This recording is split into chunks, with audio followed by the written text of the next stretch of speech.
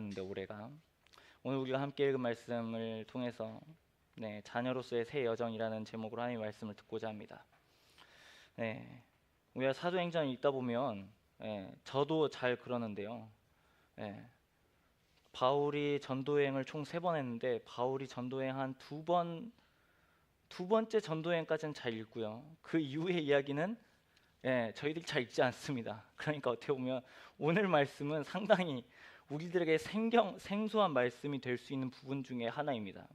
12월에도 살펴보겠지만 이제 사도행전이 거의 끝나가는데 우리가 아는 것처럼 사도행전의 가장 중요의 핵심의 그 이야기는 예수님의 말씀이 이루어졌다는 사실입니다. 사도행전 1장 8절의 말씀처럼 오직 성령이 너희에게 임하시면 너희가 권능을 받고 예루살렘과 사마리아와 온 땅과 그 모든 곳 가운데 주의 증인이 된 이야기가 1장부터 28장까지 약속으로 성취되는 이야기를 듣습니다.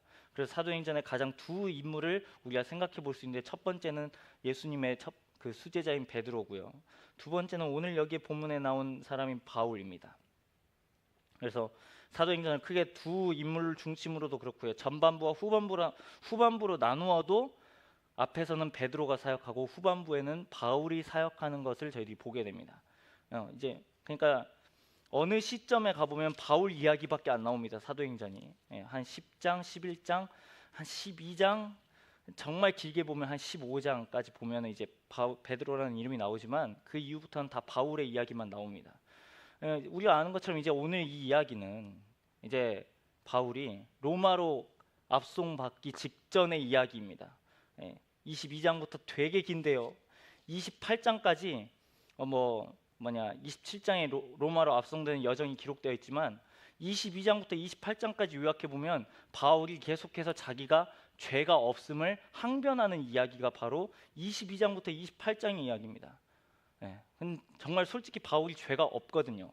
그런데 바울이 고소를 계속해서 당합니다. 그것도 다름이 아니라 유대인들에게 고소를 당하죠.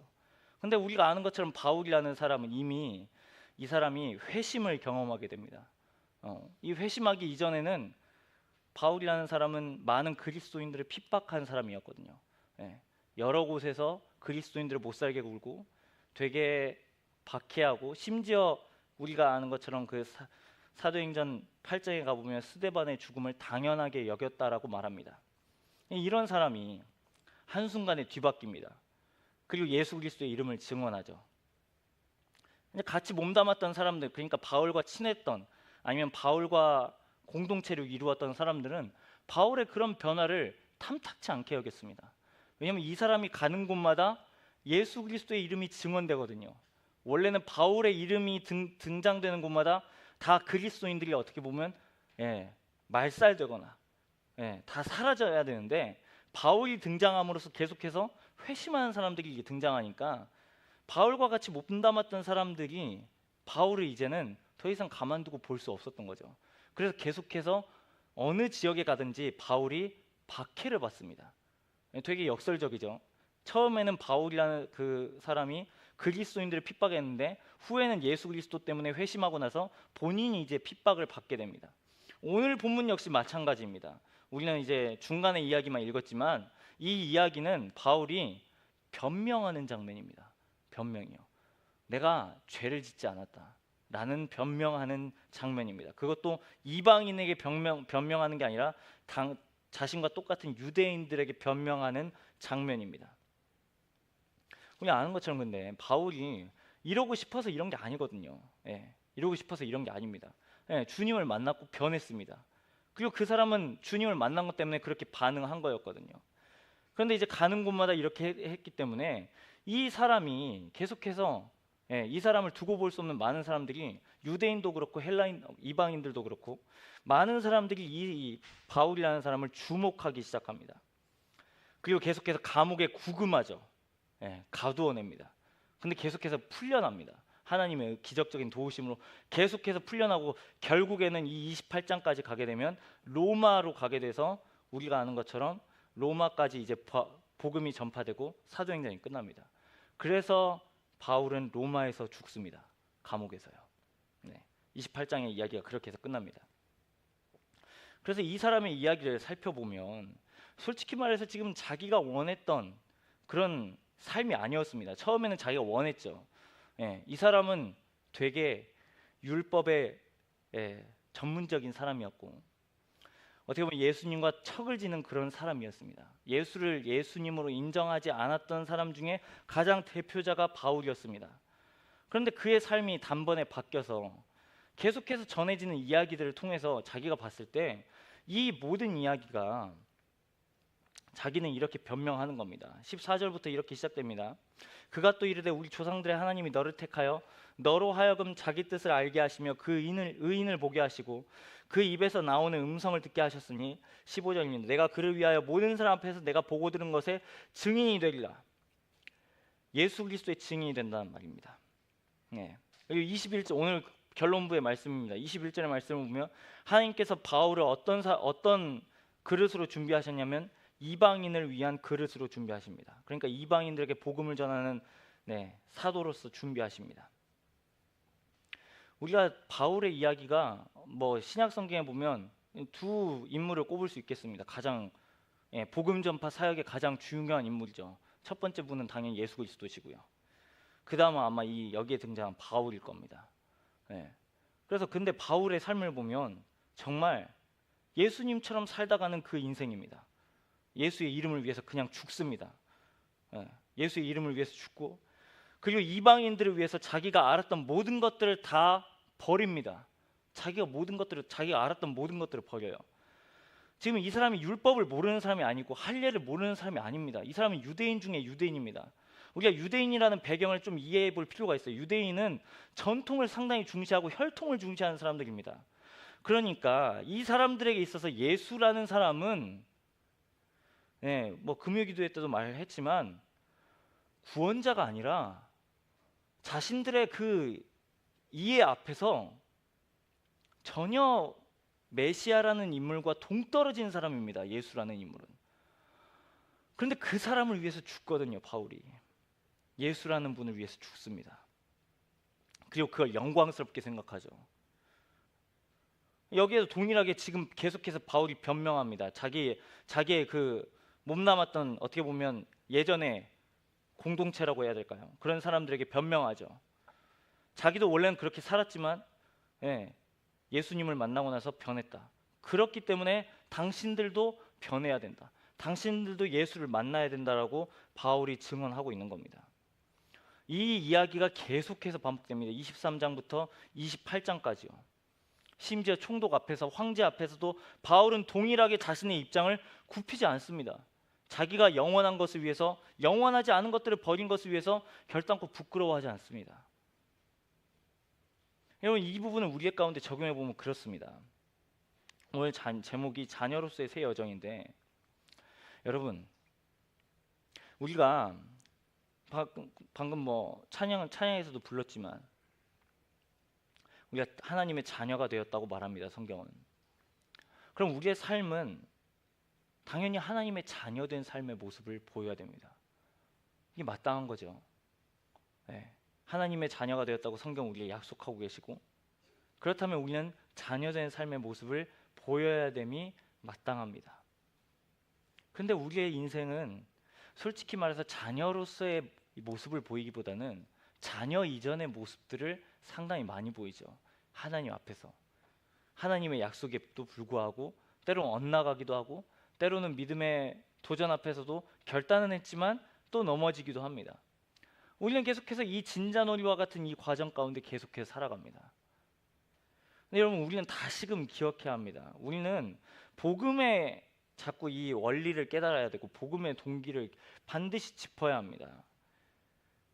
우리가 지난번 설교 때도 그랬습니다. 내가 순종했기 때문에 하나님의 자녀가 되지 않았고 예수 그리스도가 우리에게 행하신 일 때문에 우리는 하나님의 자녀가 되었습니다.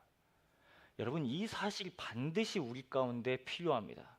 이 사실이 우리 가운데 희미하거나 이 사실이 우리 마음 가운데 계속해서 멀리 있거나 이 사실이 그냥 나의 마음 가운데 머리 가운데만 있다면 우리는 상당히 신앙이 건조해질 경향이 높습니다. 건조해질 경향이 높아요.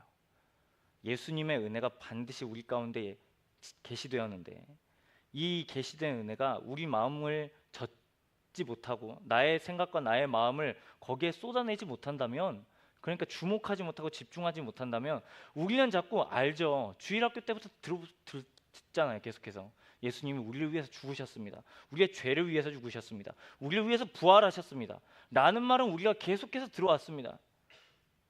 그런데 그 사건이 우리 가운데 계속해서 적용되지 않는다면, 제가 방금 중요한 단어를 말하는 계속이요. 계속해서 적용되지 않는다면 우리는 이 바울이 변화되기 이전의 모습과 같이 될 수 있다는 겁니다. 우리의 신앙은 계속해서 건조해지고요. 자꾸 내가 했던 것을 추억 삼고 하나님 앞에 우리가 그렇게 나의 스스로를 그렇게 대변하죠. 자꾸 보증하려고 하고요. 나의 그러니까 연약함마저도 우리는 그렇게 해석하기 마련입니다. 우리가 연약함을 해석할 때도 그렇잖아요. 내가 하나님께 내가 그렇게 살지 못했습니다. 우리가 한없이 그 낮아진 상태에서 그냥 딱 멈춰져 있는 상태가 대부분입니다. 이 예배가 끝나고 나서 우리가 한번 마음이 딱 고양되어져서 딱 결단했습니다. 진짜 문을 박차고 나가서 살아갑니다. 그런데 또 우리가 덮쳐오는 수많은 문제들이 있어요. 이리 깎이고 저리 깎입니다. 하나님의 자녀가 되었다는 약속은 분명하지만 여러 가지 일을 만나서 그 약속이 희미해지기 시작합니다. 아, 이번에도 안 되나 보다. 우리는 여기서 끝나요. 그리고 계속해서 우리는 자꾸 깊어지죠. 아, 나는 안 되는 사람이구나. 나는 정말 구제불능이구나. 반은 맞고 반은 틀립니다만, 그때마다 우리가 기억해야 될 건 우리가 구제불능이었다는 사실 한 가지와 또 다른 사실 한 가지입니다. 구제불능인 우리를 그럼에도 불구하고 자녀 삼으셨다는 사실이죠. 오늘 여러분 14절부터 21절에 이 사람이 자신의 이 죄 없음을 변호합니다. 자신 스스로가요. 근데 이 변호가 썩 먹히진 않습니다. 결국에는 죽거든요. 바울이 죽어요. 변호가 먹혔다면 여기에서 풀려나고 살아야죠. 그렇게 해서 옥에서 풀려나야 되죠. 그렇게 해서 생을 끝까지 마감해야죠. 하지만 이 사람은 예수 그리스도의 이름 때문에 그냥 죽습니다. 그리고 그걸 이 사람은 영광스럽게 생각하죠. 우리는 이렇게 생각합니다. 요즘 시대도 우리는 그렇게 해석하죠.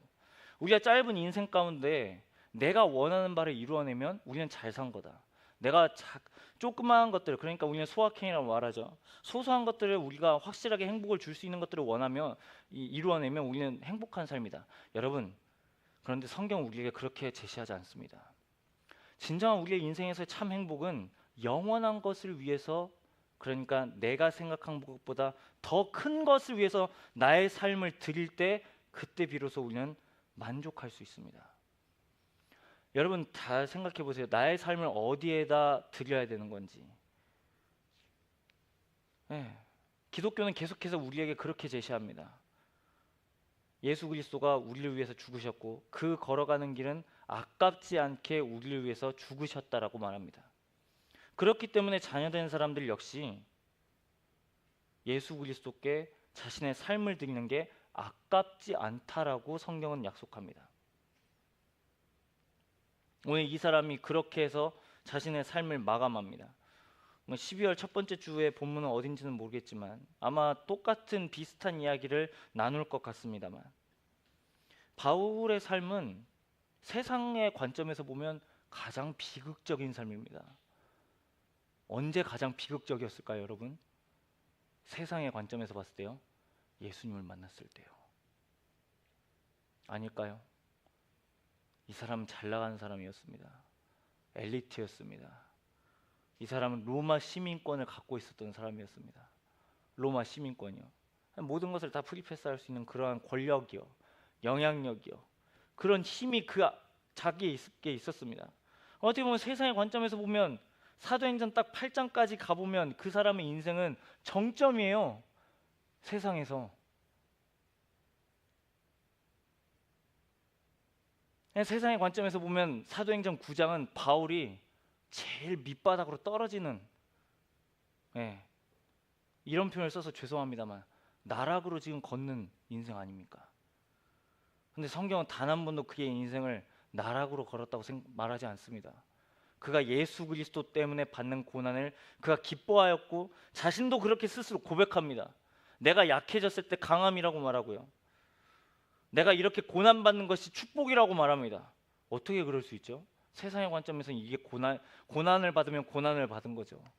악을 만난 거면 악을 만난 거죠. 어려운 일을 만나면 어려운 일에서 그냥 끝나는 거죠. 그러니까 이걸 그냥 어떻게 해서든지 극복해야 되죠.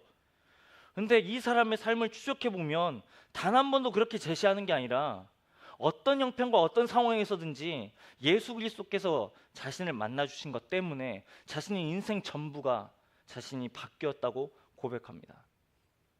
심지어 고난도, 자기에게 있는 병도, 심지어 예수 그리스도 때문에 만나는 수많은 고난도 다 자신이 복으로 받습니다.